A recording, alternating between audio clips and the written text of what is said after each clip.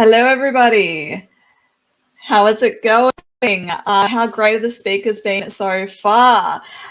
So today I'm going to talk to you all about LinkedIn, how to level up on LinkedIn with some 10 great tips to improve your online presence. Now, a bit about me. I am a content marketing trainer and copywriter, so I can help you with writing this stuff if you really struggle, or I can help you the training side so you can DIY. So today I'm doing the DIY stuff, but obviously you can reach out to me separately if you need help further. And there's the courses too. So first of all, I'm sharing mine so I can talk through all the bits and pieces that I'm referring to on here. But basically, the first thing you need to do when optimizing your LinkedIn profile and improving your strategy is to optimize your profile. And as you can see here, I have a lovely profile photo. It's actually a few years old, but it takes up about 60% of the space and it's recent.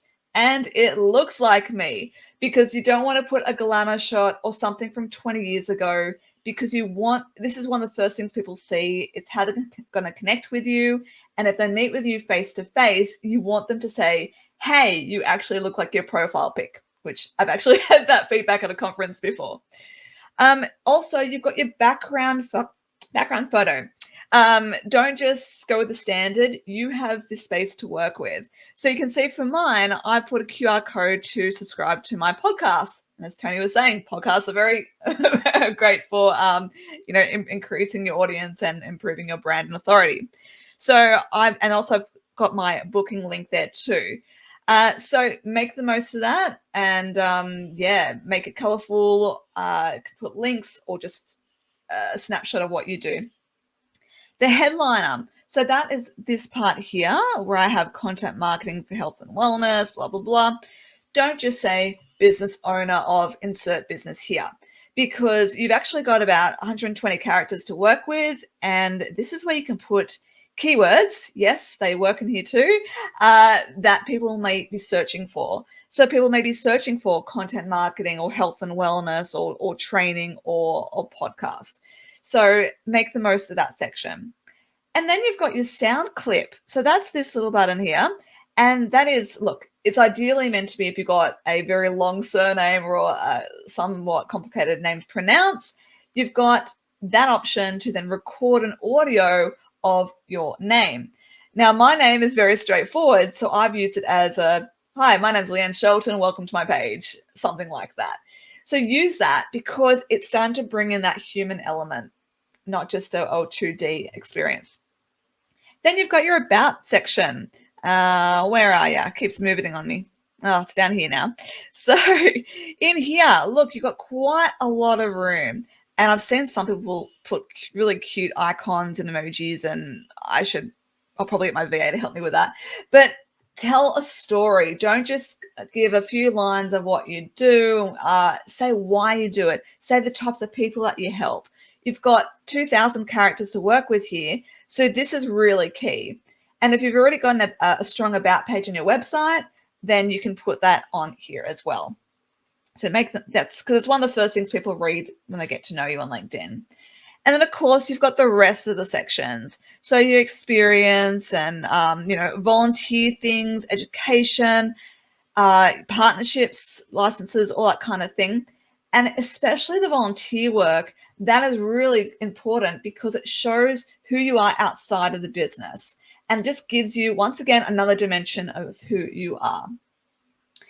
My second tip for today is about proactively seeking new connections.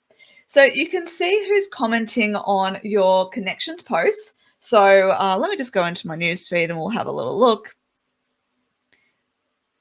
Makes it easier when I can actually show you. So you can see who's commenting. And then see who here, based on their little headliners, that's why it's important, that you want to actually connect with. And so you can then go to these people, obviously the some that are my first connections, the second or third, then you can actually reach out to them and say, hey, I saw that we've got a mutual contact, would love to connect. And I'll talk more about that message in a minute. So that's how you can connect with some new people. Another way is you can go to the My Network at the top and actually search through here. once it loads. But basically, you can look for the recommended people. Where we go, there's events here. Here we go. People I may know from Macquarie University. People I may know in Greater Sydney. And sometimes it's all based on the algorithm. You go, oh, yeah, I haven't seen that person in ages. And you know them and you connect with them. Or you may not know them at all. And then you're like, but look at their title. I think we could really collaborate together. So that's another way. Now, as I just said, I highly recommend reaching out with a message. So tip number 3 is connecting with that message. So let's just say, I'll just go one of these guys. Oh, look, Don Perlgott. Let's just go to him. Community colleges could be a really good collaboration partner for me for running training, for example. So what I'll do is, yes, I want to connect, but don't just connect. Add a note. Because this is, well, so many people don't do it, first of all, but you're going to put yourself ahead of all those other people that don't do it. And it gives you the opportunity to flatter them, say why they stood out to you, why you want to connect. And the more personalized you can make it, the more likelihood of a new connection taking place. So that's tip number 3. Tip number 4 is once you've made that connection and you are messaging them, use voice messaging. Now, you actually can't use it on your computer, but there is a little thing on your phone. Let me just get into it. And basically, there's a little, I'm not sure if you can see this, how well I can see it, but basically there's a little microphone button next to where it has write a message. And that's where you can then hold it and record a voice clip rather than typing it. Now, apart from being sometimes easier if you're multitasking, it actually then you are speaking to them once again, that human element is coming through. So it's very powerful to do that. And then, look, as many times I've started doing that backwards and forwards and forming a relationship. Number 5 is post consistently and regularly. Because you don't just want to post once in a blue moon and expect to get results and engagement. Now, the experts do say post 4 times a day, but that can be a little bit full on. But as long as you have 4 different types of posts scattered throughout your week. So there's the long form storytelling, saying something about a client you've helped, something you've done, a case study, something you've done in your day, some thoughts you've had. A video, that's another type of post. Social proof, which is like a testimonial. Call to action. Yeah, that's when you actually can sell to people.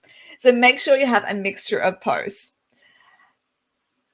All right, I won't bother trying to find one of my LinkedIn now. Another one is to use hashtags and tags. So hashtags, it's not like Instagram. Don't use a whole bunch, just like 3 to 5 main ones that people can then search for your content. And if you tag people, it actually helps you out a lot more with the algorithm and your reach. So try to tag people only if relevant, otherwise you'll just annoy a bunch of people. But tag them if they've been part of that conversation, they're interested in that theme you're talking about, if they're actually there at the event, etc. And then it expands your reach of your post. Another thing you do is upload articles. So I have got here, I'll go to my profile if it'll let me. Blogs, I love them. It's great for showing off your expertise and it's free content. You can upload them in here and then feature them as a featured blog and then choose which ones really stand out. That's really good. 100% no issues with copying your exact blog from your website and putting it onto LinkedIn either. That's just another little tip for you there. Number 8 is set up events. So let me see if it'll let me do it here where I go. More, where are you now? It always changes. I think it's here. Event. Just like Facebook, you can actually create an event in LinkedIn and then you can reach out to all your connections on LinkedIn and invite them to the event. So this virtual summit, if you're having a workshop, all those kinds of things, and it has a little conversation. It's just another way to engage people. Number 9 tip, ask for recommendations.